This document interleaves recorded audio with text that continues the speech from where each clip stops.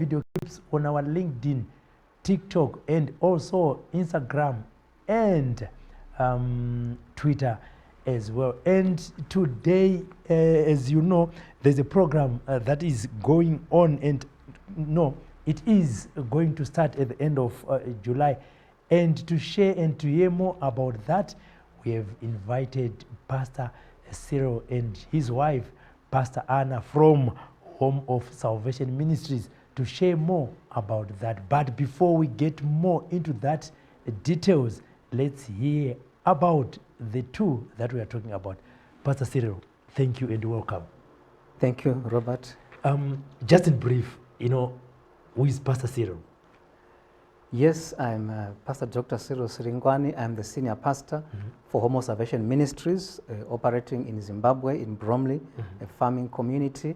And I'm also a member of what is called the Ministers Visitation Program, which is of the Healing School of Pastor Chris.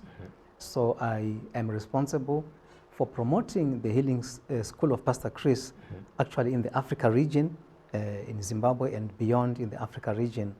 So thank you so much for the opportunity. So which title do we use? Pastor Dr. Cyril, Senior Pastor. Which one are you comfortable with? So that the audience, if they see you now when you're not live on TV, they'll say, "Oh, this is the gentleman," so that they won't spend time talking about the title. So which one are you comfortable with? You can say Pastor Dr. Cyril. Pastor Dr. Cyril. Yes. Let me come to Pastor Anne. Pastor, welcome to the live program. Thank you, Robert, for the opportunity. In brief, I also want to hear your titles. What are some of your titles that you have? Basically, I'm Pastor Anna Siringwani, and I'm from Home of Salvation Ministries. You can just call me Pastor Anna. Thank you. Pastor Anna. Yes. Yes. Now to the program that is coming in July, end of July. What is it more about? Who is supposed to come and who is supposed to attend that program? In fact, since the time of COVID, when people were locked up, there was supposed to be a healing service in Johannesburg with Pastor Chris. It was a live service where Pastor Chris would travel from Nigeria to Johannesburg. But when the lockdown happened, it was inspired by the Holy Spirit that he can actually do the live healing services online. So since then, every quarter, there have been live healing services online. And the beauty about that is that anybody, wherever you are, if you are sick, you need healing in your body, if you need blessings of God, you can connect online. And this is happening 28th, 29th, and 30th of July, 3 p.m. GMT +1. In Zimbabwe, that's 4 p.m. It sometimes goes up to 10 p.m., up to midnight. It depends. So this is the program that we are excited about, Robert. Okay. I want to go to Pastor Anne. We're talking about issues of faith and salvation. Yes. How can someone be healed online? It's a Jera face-to-face. But this one now we're talking about online, healing online. All right. Thank you, Robert. As Pastor Cyril said, the program was inspired by the Holy Spirit. Okay. And in the spiritual realm, there is no distance. Okay. Yes. Right? And because of that, as the program was inspired by the Holy Spirit, the healing will take place without the need of laying of hands.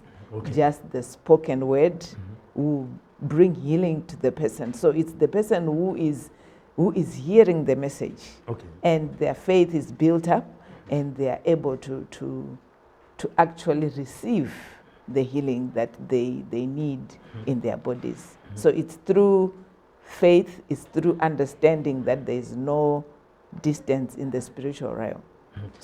Okay, so looking at the title that we are using here, Healing to the Nations Ministers Conference. Some of us, we are used to ministers that we know, political ministers. So on this one, looking at the title, online, we're supposed to, is it everyone from your church or everyone is Robert from Johannesburg, so we can also be part of that? everybody, anywhere, anyone. It does not matter what church you go to, what denomination. It does not matter what you believe. If you need healing in your body, just come online, just register. In fact, there's a registration link that will be shown, that will be displayed. That is your registration link. And when you register, it is very important to register. When you register, it's an act of faith. You are saying, urikuti inini ndiri kutenda kuti ndichaporeswa. In fact, we are praying for this program. We've been praying for a long time. We even pray for one vacha register. Kuti even at registration, ngapaite healing. Pano register muno faith yake ngaikure kuti inini I have registered for this. Maybe any cancer, maybe any whatever ailment. Patongo register, their faith begins to rise up. Part of an anticipation. So anybody, Robert, from anywhere can actually connect to this program. But you know that not particularly on this program. You know, click and it. Yes. You my details, your name, your surname, the registration fee. Why did I waste my time? Do you pay a fee or whatever? There is no fee. It is free. Yes. It is free. It is free. All right. So coming to you, Pastor Anna. Yes. This is 28th to the 30th. Yes. You know, there are women that are watching right now. And you know, women, they've got mapasakawanta, kutarisa epamba. What words of encouragement can you also share with them so that do you not turn out difference wanyama you? Saka tiri kuti hazvifanirwe kuti usapinde paprogram iyi. Saka musi wa 28, 29, 30 ronga program yako pazuva rako kuti by 4 p.m. wapedza kubika, waita plan yekuti vana zvagadzirika pamba, wamirira kuti chi upinde muprogram, because hazvidi kuti mukana wakadai wauya woonekwa uchisara. Pano hapana chauri kubhadhara, kungomirira kuti ugamuchire kuporeswa munyama yako, asi kwete munyama chete, asi zvakawanda zvaunenge uchida kuti zvibatsirike mukati meupenyu hwako, unokwanisa kupinda muprogram iyoyo. Wangoita program yako kuti watongoziva kuti musi wa 28, 29, 30 kubva na 4 p.m. ndakutopinda paprogram kuti zvindiitire zvakanaka. Yes. Pastor Dr. Cyril. Yes. What about those that do not have access to internet? In fact, that is why we're actually heralding about this program now. Nokuti pane time until the end of July. Okay. And we are calling upon kana imwe muchikwanisa kuti access to internet. And even kuma hospitals, and munokumbira permission kuma authorities kuti kune program yakadai tokumbira kuuyawo toi broadcast ati show michi ma hospital. I remember takatomboenda in one hospital it was the other year, and there were many miracles. Pastor Anna Vangavari in the female ward, Ndandiri in the male ward. For 3 days takaenda ne projector, vanhu vachitoona zvaitika. Vakarara pamubhedha pavo. Saka tiri kuti kana kusina internet, and internet yacho haitombodi kuti unofanira kunge big screen, uri pafoni pako. And kana mune vanhu vanorwara vanokwanisa kunge vane wifi vari mahospital, ngavatumire link. Even pasina munhu auya kuzodini kuzobroadcasta ipapo, but ane link ari pamubhedha pake, anokwanisa kudini kutoteerera. Yes. Okay. So now let's come to the Home of Salvation Ministries. Pastor Dr.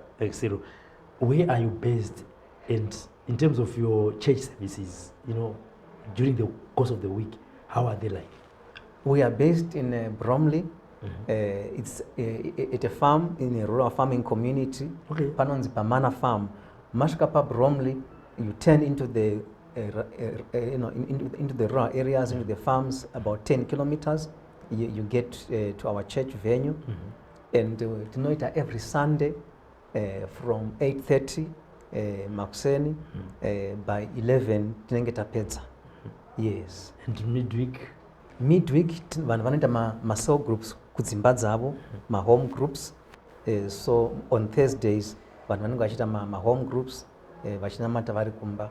Asi tine ma-prayer programs futi every day during the week, from Monday to Friday, 6 p.m. to 6:30 every day. Tukunamata even vari kuBromley ikoko, tiri kuti uri kumba kwako, namata tinenge tine ma-prayer points atinenge tichiita. So every day tine ma-prayer points atinenge tichiita futi.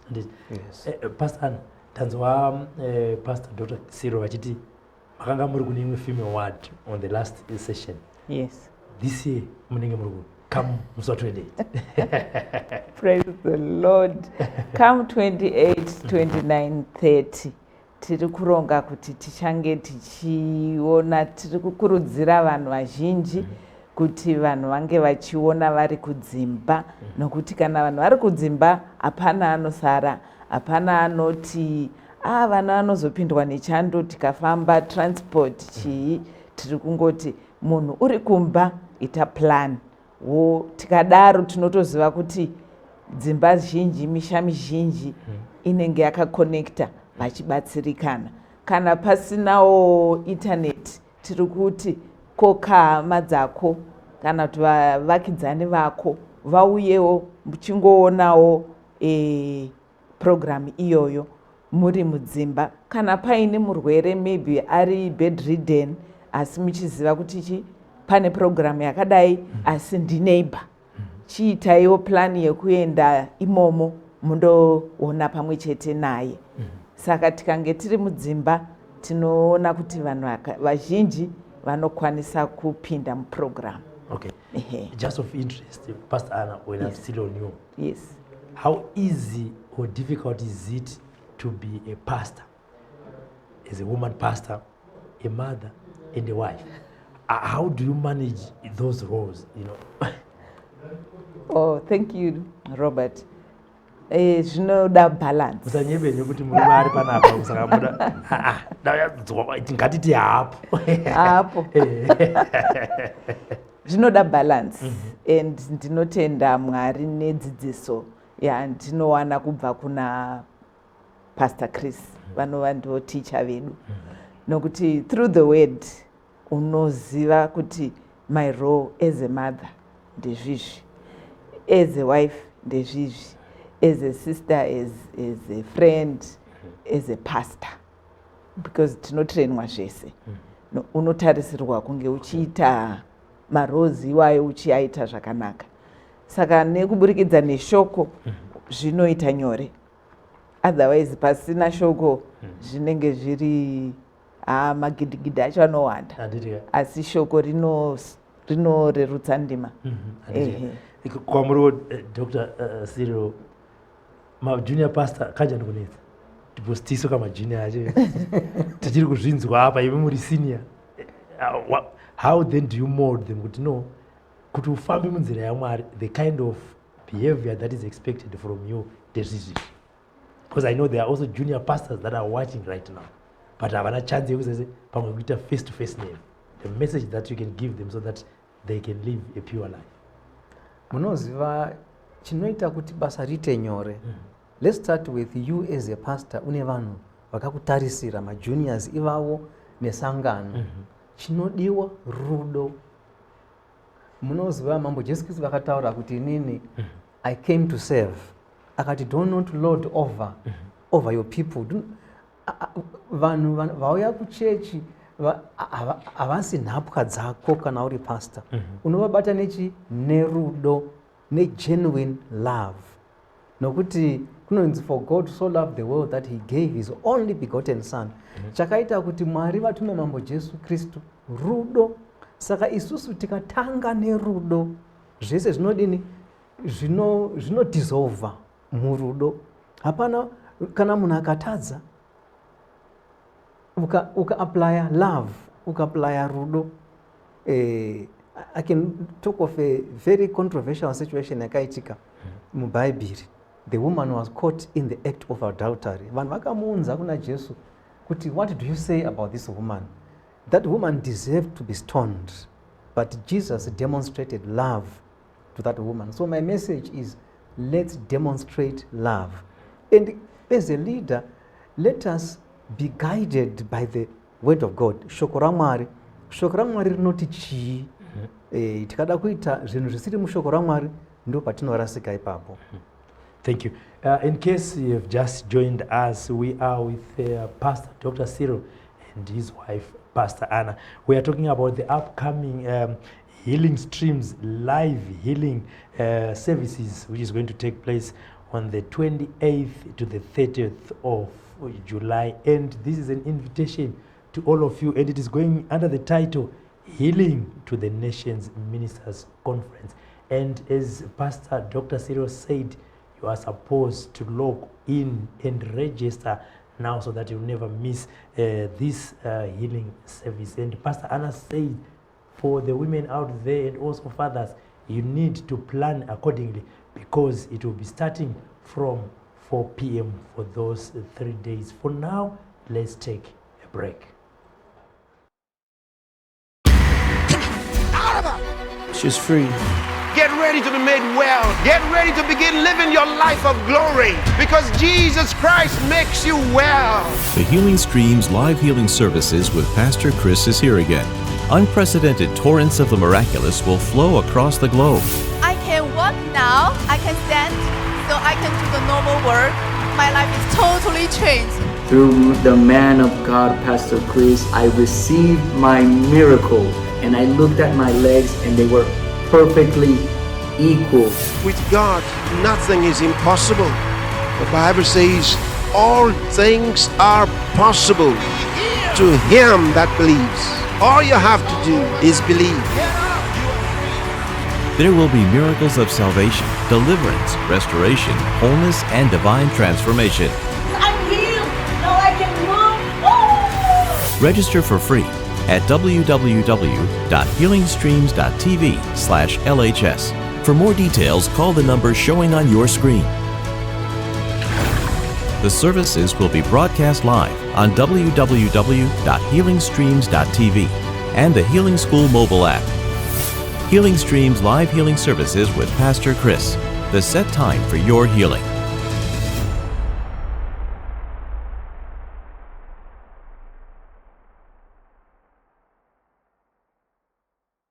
Thank you for staying with us. We are talking about the upcoming Healing Streams live healing services, which is going to take place from the 28th to the 30th of July. And in the studio, I have Pastor Dr. Cyril and his wife, Pastor Anna. My producer have just reminded me that if you go to the title, there is the link there.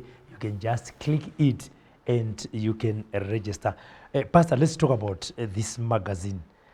What is it, or what's more can one find from this magazine, Healing to the Nations? Thank you for that question, Robert.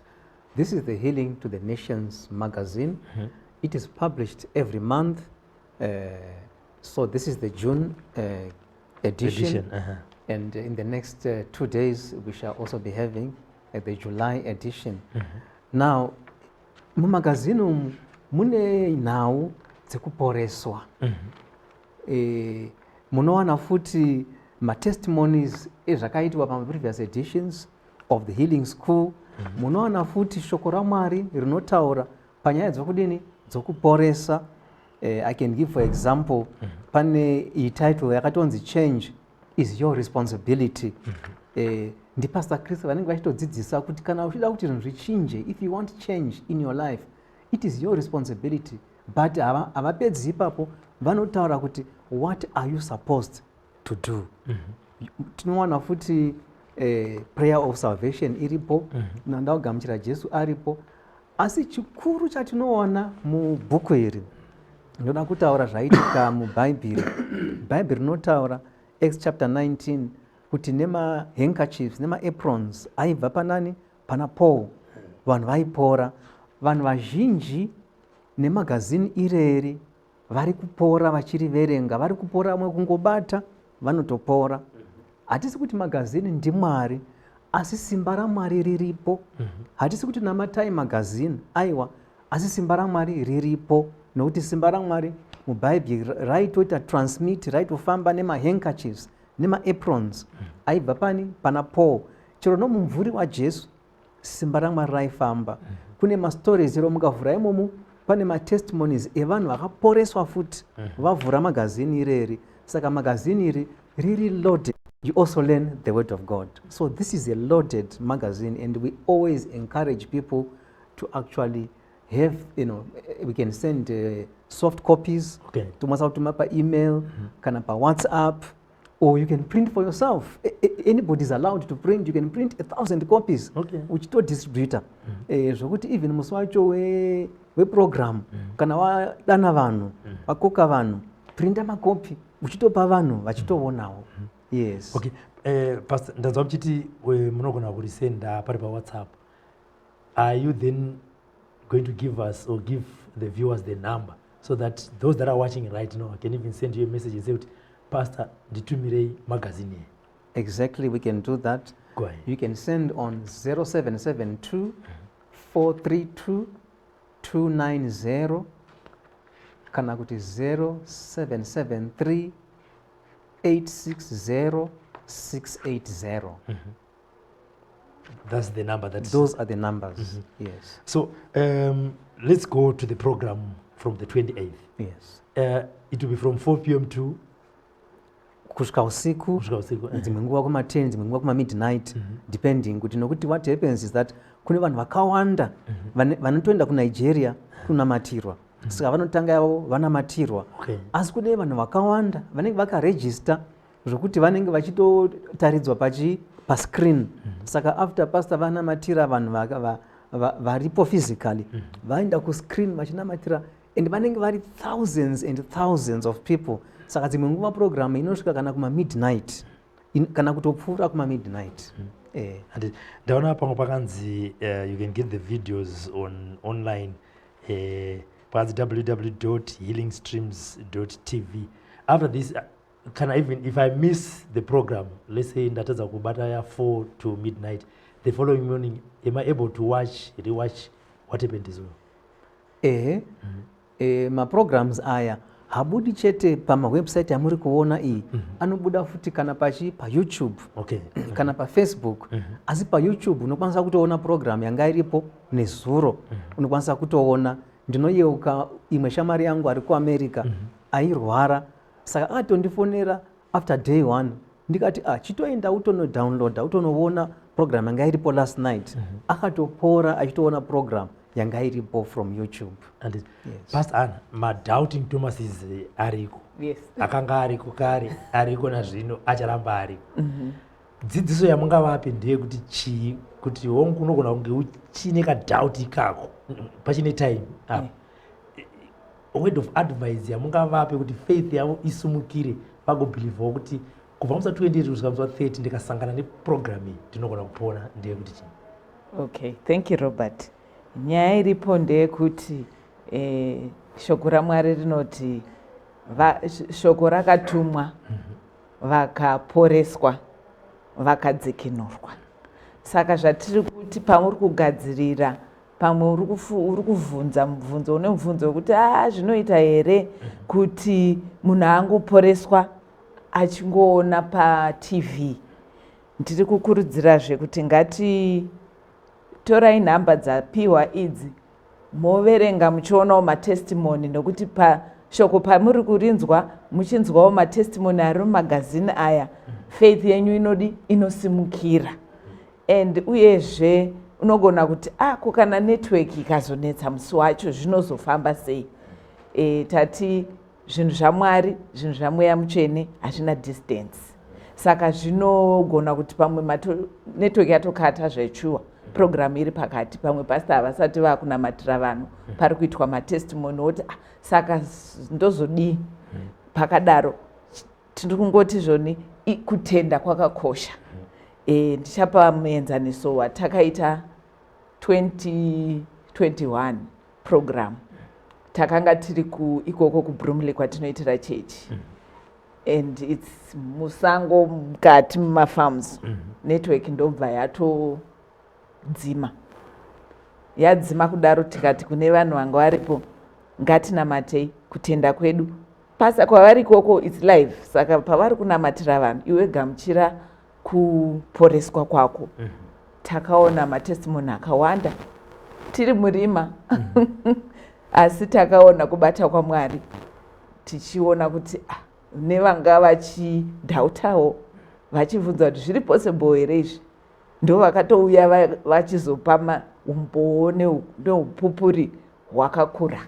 Ndichapa example yemunhu 1, vamwe brother, kubva vakati hanzi kubva ndiri 16 ndakangotanga kunzwa kuti form 2 and ndakangotanga kunzwa kuti ndichada zvokugeza. Saka chakava chirwere kwaari. Mhuri ichitoziva kuti uyu haadi kugeza. Hazvisi zvekuti ndezvekujamba zuva rimwe chete kana kujamba wiki. Kwaari it was okay kuti kana 2 weeks kana kugeza kamwe chete pamwedzi. Saka mudzimai ndokutozorora in that situation. Mudzimai achingoti ko zvii zvinenge zvichiitika apa, ndiri kutaura nezvemunhu ari over 50. Akatanga dambudziko ne16 years. Adaro mudzimai akawachawo magumbezi akadii kuti mumba muchene, anondotora ndove mupanze oisa kuti uri kuti ndine tsvina saka rega ndingoisa ndove, tibva tangorara mundove macho toona kuti ndotsvina. Ndiyo testimony yake. Saka musi wacho iwoyo akanga asingatodi kuuya kuprogram, asi akangonzwa mweya mutsvene vachimusundira kuprogram, akatouya asina kugeza. Saka ari muprogramu uya akutonzwa kuti ko inini chii chiri kuitika kwandiri. Friday night hapana chaakanzwa. Saturday morning ndokuto aiti akaisirwa mvura anogona kutorasa orega kugeza. Saturday kuprogramu handeika zvekugeza ndezvenyu izvi, ndokutouya. Asi Sunday morning, 3rd day of the program, he was the first one to bath. Akauya kuchechi, munhu mutsvuku ane beauty asi zvanga zvisingaoneki nekuti anga asingagezi. But from that Sunday paakatanga kugeza, that doubting Thomas akatsvinda kuvanhu vakatanga kumushaya, akatanga kutozvinzwa kuti hazvishuwa.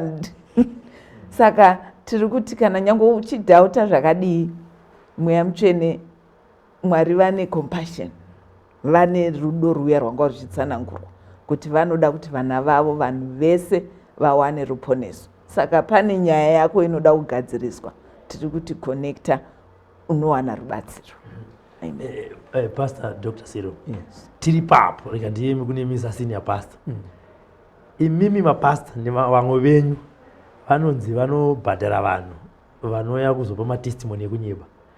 Vanonzi vanogona kutotenga kana kuti haya mawheelchair, munhu uya newheelchair achifamba, ko pane pamungamusumudzi here, takagara zvedu mucongregation, osvika yanguva yehealing, obva anamatirwa osumuka afamba. Asi munhu aitofamba zvake kudhara, abva zvake kugoko, kwanzi uya tikupe mari, mazano mari mavhisi ari kunetsa, koya mumwe. Panofambiswa sei ipapo? Do these things really happen kuti kunotorwa vanhu vanouya kuzofeka to be healed? Indinotsanangura Robert nchiti inini mukufamba kwangu, mukukura kwangu hasani ndazviona. Ndoda kutaurawo nchiti izvi zvatiri kutaura izvi, mamiracles ari serious, ari kuitika. Vamwe vanhu vari kuChina, vamwe vanhu vari kuAmerica, ivo vari kunamata Pastor Chris vari kuNigeria.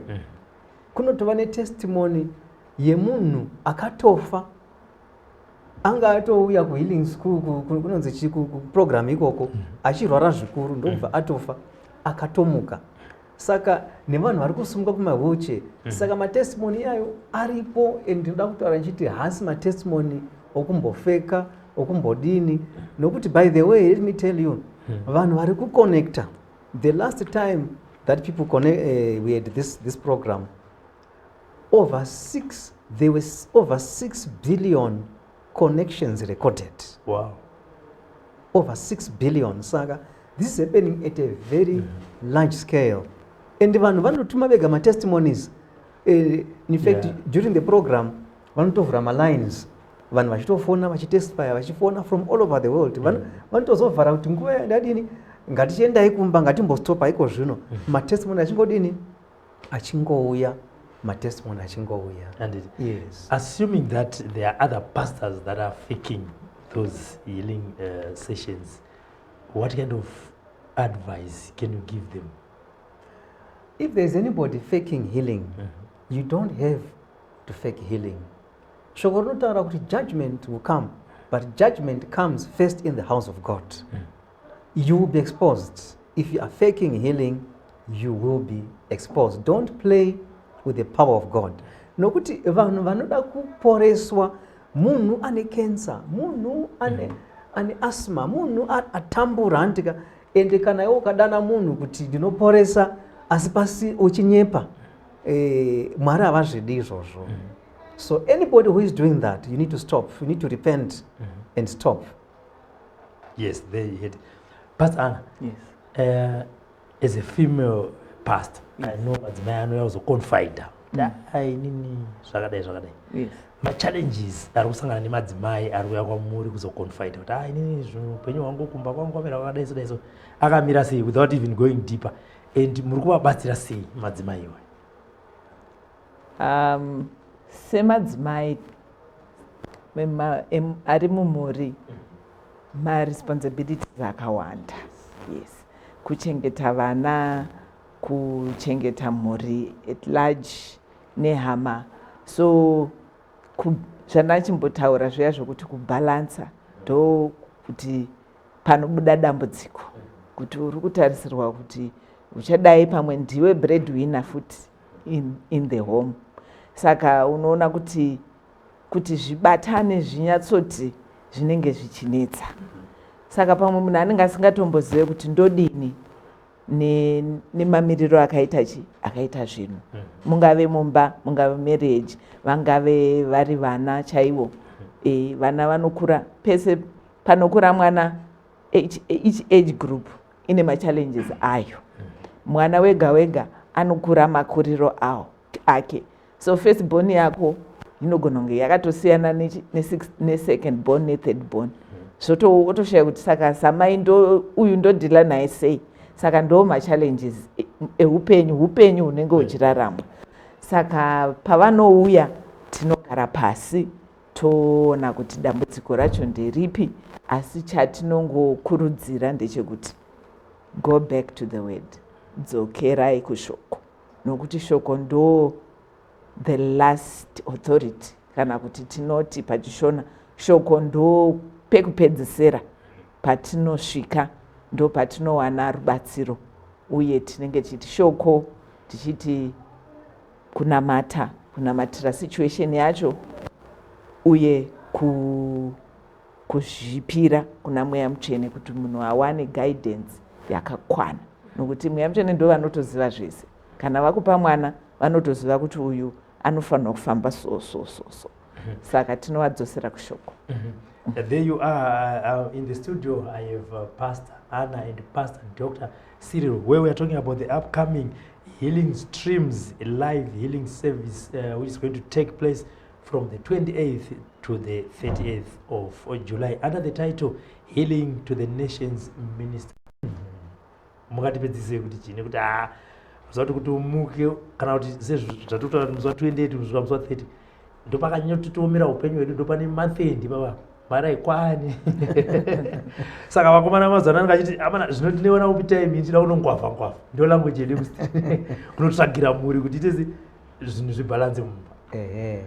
Shoko rinotaura Robert kuti seek ye first the kingdom of God and his righteousness, and all these things shall be added unto you.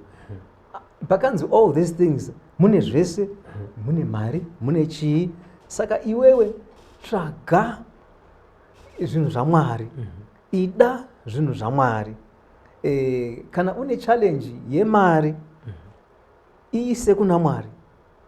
Kwanzi kwanzi don't be anxious for anything, but with prayer and supplication make your requests known to God. And the peace of God that surpasses understanding will guard your heart.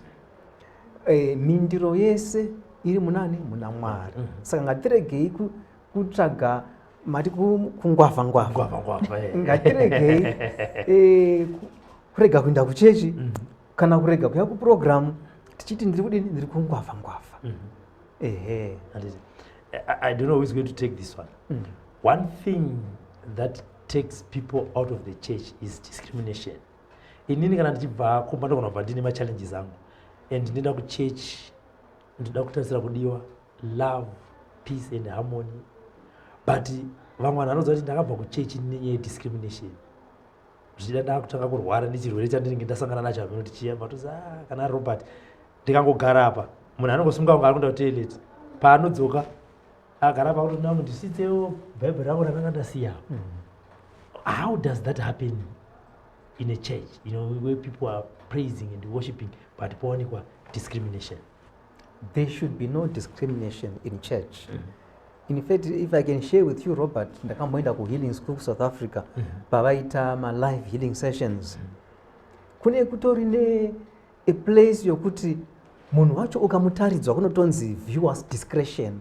Asi vanhu vese ivavo vanouya ku healing school kwa Pastor Chris. Chero ku Nigeria vanoenda ikoko chero vanenge vari mudzimba. So there should be no discrimination. Mukaona mambo Jesu Kristu havana kana kumbodini kumboita hapana munhu avakasaru kusarura ganda kana kuita discriminate. Vaifamba imomo mune vairwara maperembudzi vanani. Saka as a church, a church is like an oasis. It's like a lighthouse. Ndo inofana ku attract vanhu vese vane ma challenges vachiuya ku church. Yes. Pastor Anne. Yes. Semudzimai ngatiti sevasikana vari muno maproducer nemacamera persons tiri kuchechi kokobva manifesta kobva kwabuda spiritual husband otaura zvaanenge ataura. Munhu yaanozopora yezvekuti inini ndiri Robert ndiri bachura ndikazina ndinoti Anna let's forget about zvakabhetika kuti wakamanifesta pakabuda dhimoni rakati ponyatsobuda love relationship inozosvika kumarriage. Yes. Nenyaya iripo ndeyekuti zvoni kana zvatobuda zvakatonaka nokuti munhu anobva atodi asunungurwa. Okay. Saka kana munhu asunungurwa ndopaya vanhu pavanotoimba vachiti tendai Mwari adi ndasunungurwa. Akutokwanisa kuita zvaanga asingakwanise kuita. So kana yanga iri spiritual husband kana yabva because ndo chinhu chimweya chinenge chichitadzisa munhu kudi kuwanikwa.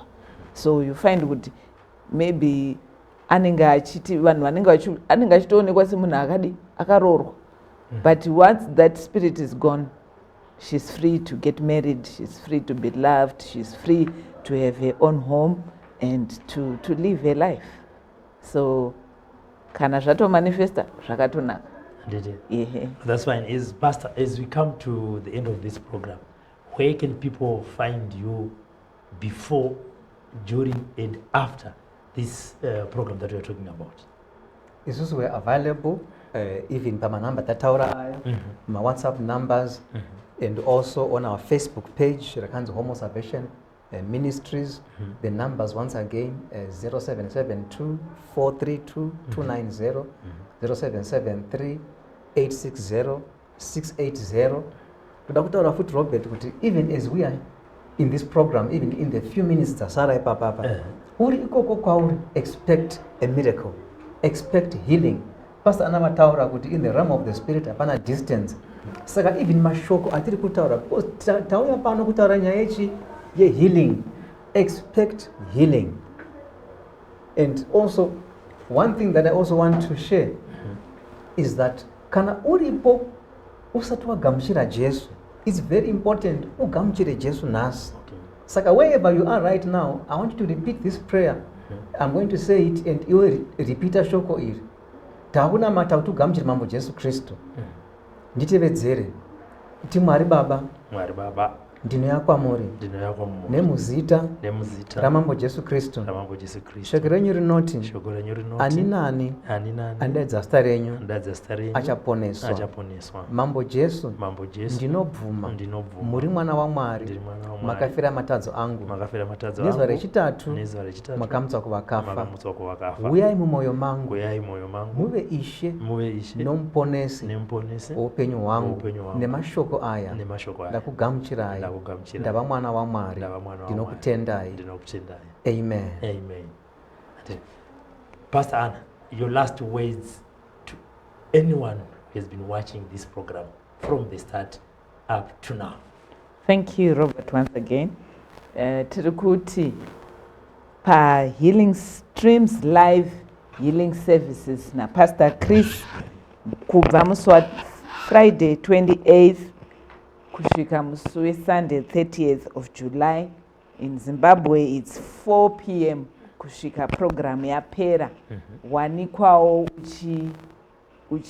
uchinge uchipinda muprogram kana kuti wanzwa program iyoyi yatiri kuita pane ino nguva, wanzwa information iyo, chikurudzirawo vamwe, chiudzawo vamwe vangade vachida kuwana ruponeso, vachida kuporeswa, vovapawo information iyoyo kuitira kuti vanhu vakawanda vawane kubatsirwa, vawane kupinda paprogram, pasawane anosara mukufamba kwatinenge tichiita neprogram yedu. Thank you so much. Your last words, Pastor Dr. Cyril. Tinokutendai, toda kukurudzira kuti every street, every home a healing center. Make your home a healing center. Make Wi-Fi available. Be connected. And toda kutaura newe futi, maybe you are there and maybe you are not feeling well right now. I can still pray for you right now. Bata ipapo pane pain. In the mighty name of Jesus, by the power of the Holy Spirit, I command healing to your body right now. In the mighty name of Jesus, I say, spirit of sickness, disease and infirmity, go from you now. Go from you now. Be healed in your body. Be healed in your bones. Be healed in your mind. Be healed in your spirit. In the mighty name of Jesus, go ahead. Go ahead and do that which you could not do. In the name of Jesus, I declare you free in Jesus' name. I also want to say to the nation of Zimbabwe, be healed. Economically be healed. Nation of Zimbabwe, be healed of all the ailments, of all the economic challenges, financial challenges. Industries in Zimbabwe, be healed. Begin to roar into life. Industries in Zimbabwe. In the mighty name of Jesus, I speak unity in Zimbabwe. I speak peace in Zimbabwe. In the name of Jesus. Thank you, Lord. Amen. Amen. Thank you, Robert. Thank you. There you heard it. We were talking about the Healing to the Nations Ministers Conference, and it is a Healing Streams live hearing service from the 28th to the 30th of July with Pastor Chris. In case you missed us from the beginning, what you need to do is just to remind this program and hear more from what Pastor Dr. Cyril was saying, and also Pastor Chris. On behalf of Sly Media, I say bye-bye. Join us in the next program. For now, ciao, ciao.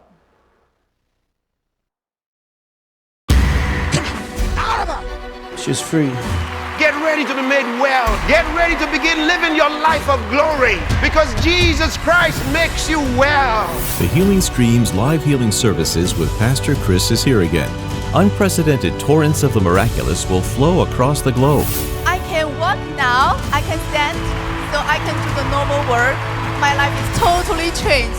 Through the man of God, Pastor Chris, I received my miracle, and I looked at my legs and they were perfectly equal. With God, nothing is impossible. The Bible says all things are possible to him that believes. All you have to do is believe. There will be miracles of salvation, deliverance, restoration, wholeness, and divine transformation. I'm healed. Now I can move. Oh! Register for free at www.healingstreams.tv/LHS. For more details, call the number showing on your screen. The services will be broadcast live on www.healingstreams.tv and the Healing School mobile app. Healing Streams live healing services with Pastor Chris. The set time for your healing.